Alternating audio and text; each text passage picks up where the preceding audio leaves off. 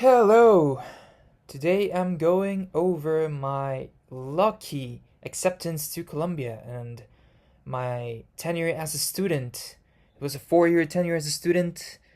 I was really lucky in getting in, and we're gonna go over how that luck was produced, okay?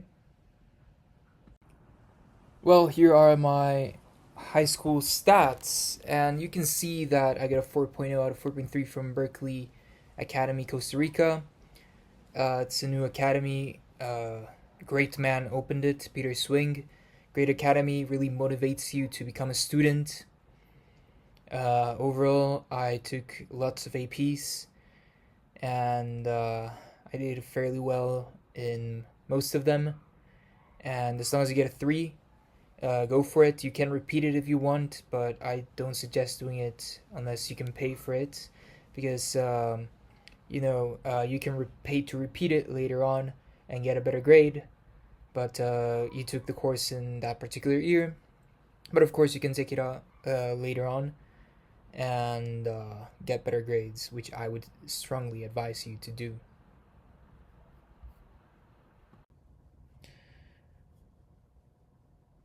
Now, SAT and SAT level 2. So 1530 is the best score I got, not a super score. I got a 730 in the reading and writing section, an 800 in math, and a 730 in the math level 2 SAT, and a 770 in the US history SAT level 2. Okay? And now we're going to go over my Common App essay, okay? So here's the first paragraph of my Common App essay. Seen from above, the iridescent blue wings of the Morphopelatus conceal the dull brown tones of its undersides. When this butterfly species is caught in my line of sight, tangential thoughts of Edward Lorenz's butterfly effect flutter in and out of my mind, but somehow ominous reflections of my home country always interrupt my pleasant daydream. Just as the microscopic scales of the blue morpho's wings dance with light waves to create an imaginary cerulean surface, Costa Rica's rich natural resources and perceived healthy economy create a dangerous mirage of prosperity. Paragraph 2. It took being away from home to realize Costa Rica's image as a tropical paradise was just a beachgoer's fata morgana. In 2012, a CISB camp in Detroit, Michigan introduced me to the concept of global inequalities during an exercise named Rich and Poor. This activity consisted of 11-year-olds role-playing the unjust life of the impoverished for one afternoon, as we were forced to experience both economic and social hardships. At one point in the simulation, staff members created a stark division between the group of rich and poor participants. Those labeled poor were forced to gather all the waste, while those labeled rich were exempt from any obligation. I remember the anger behind her glaring eyes as privileged participants deliberately left the halls, dormitories, and cafeteria filthy. Soon, memories of poignant glares I received from various people as I walked with my family in the streets of Costa Rica's capital made sense, as the camp's activity demonstrated the economic and environmental injustice occurring throughout the world. By the exercise conclusion, my misperception of home and the camp's message was clear. The injustice privileged preteens experienced for just a few hours did not compare to the harsh reality more than 730 million people, including 1.12 million Costa Ricans, live every day.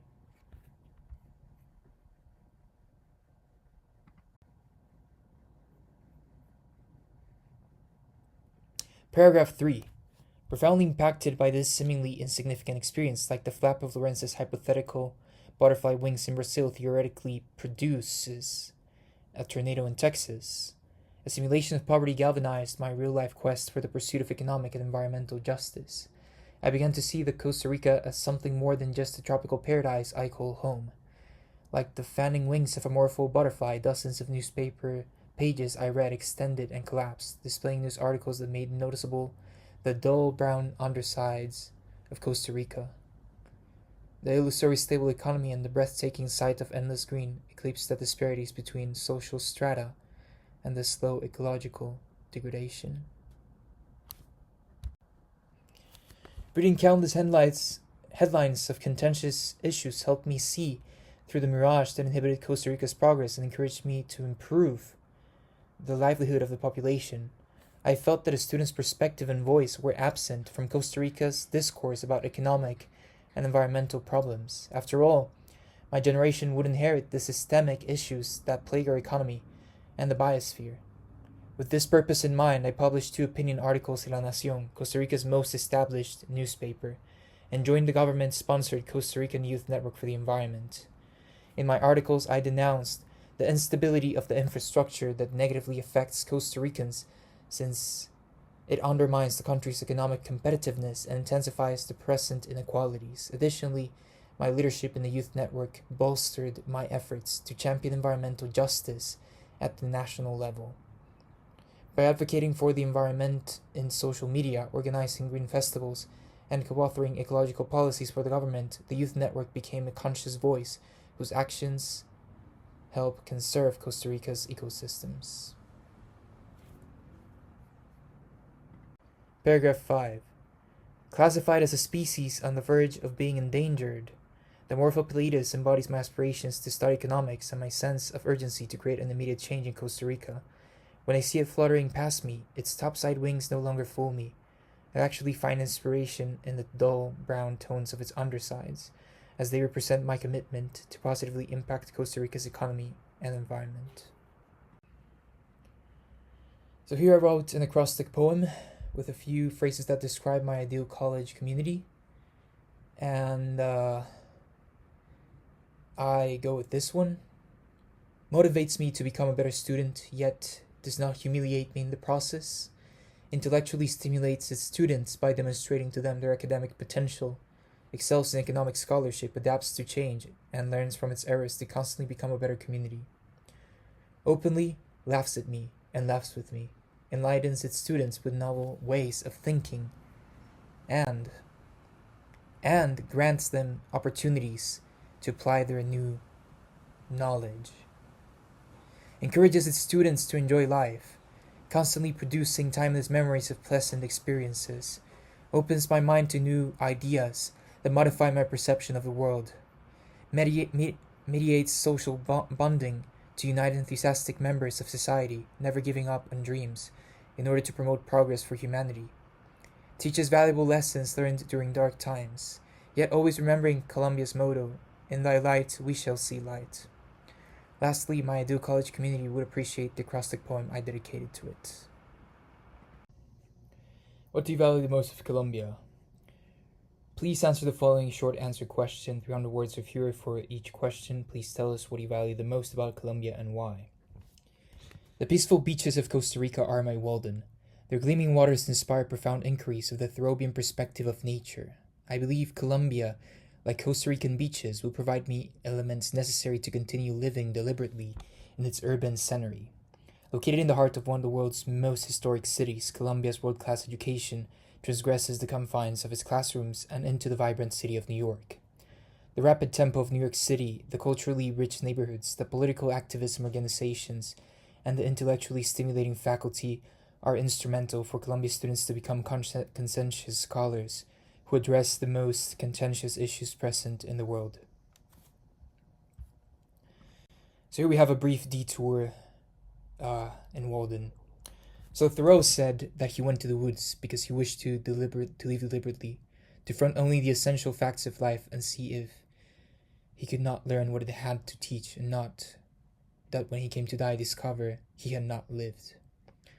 He did not wish to live what was not life, leaving it so dear, nor did he wish to practice resignation unless it was quite necessary.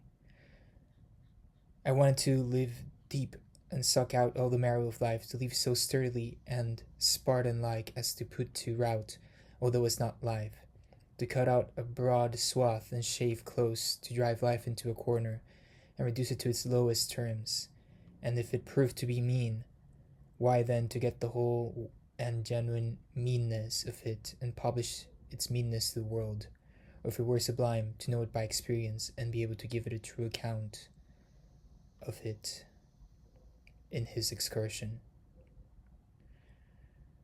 So there's one thing about it, it's in life. He didn't want to resignate to perhaps descend into some dark corner of life.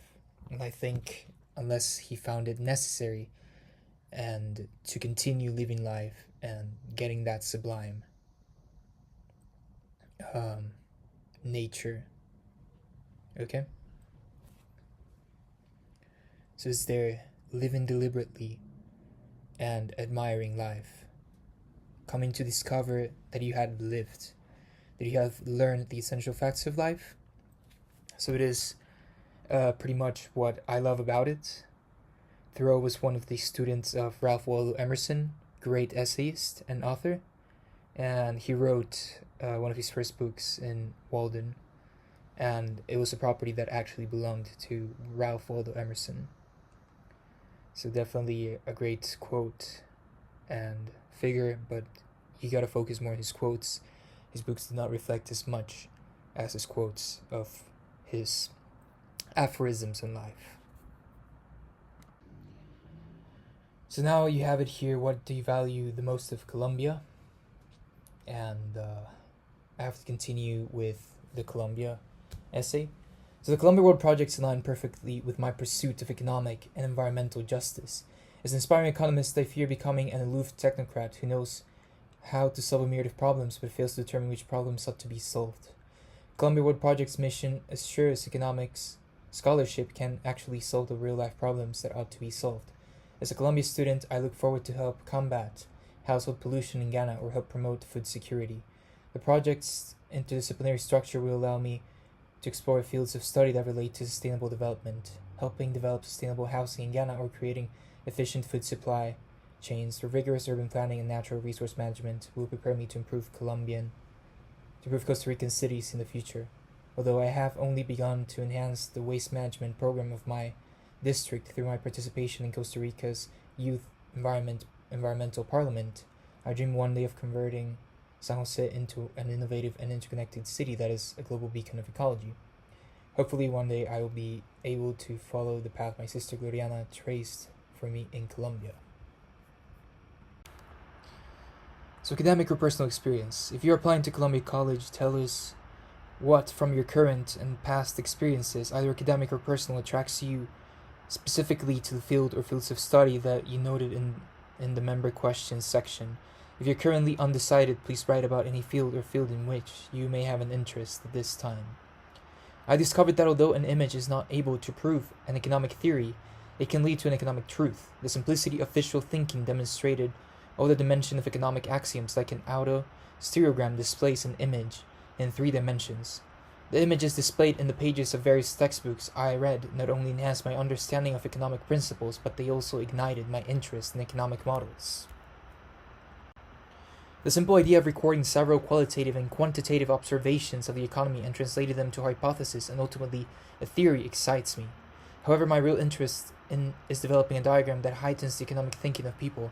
I aspire to innovate how data is represented, just like François Quesnay did when he published the first quantitative economic model, the Tableau économique, depicting the flow of money between laborers, landowners, and merchants with its zigzagging lines. Like Quesnay, my intent is not to depict the flow of money, supply, or demand, but the environmental thresholds that enable humanity to advance the population's livelihood while not exacerbating Earth's life-supporting systems. The startling natural disasters and decay portray the humbling reality. We're guests on a planet that subordinates us to the state of the climate and ecosystems. As economic and environmental actors, humans cannot afford to deplete resources. As a future scholar in economics, I intend to end this behavior by creating new economic models that ease the transition to sustainable economies, beginning with Costa Rica's. Hopefully, my research will contribute to the betterment of the lives of various Costa Ricans, designing serviceable and sustainable urban areas in the city of San Jose, orchestrating a zero-emission economy, improving the global value chains of Costa Rica, and inspiring others to find solutions are my long-term goals.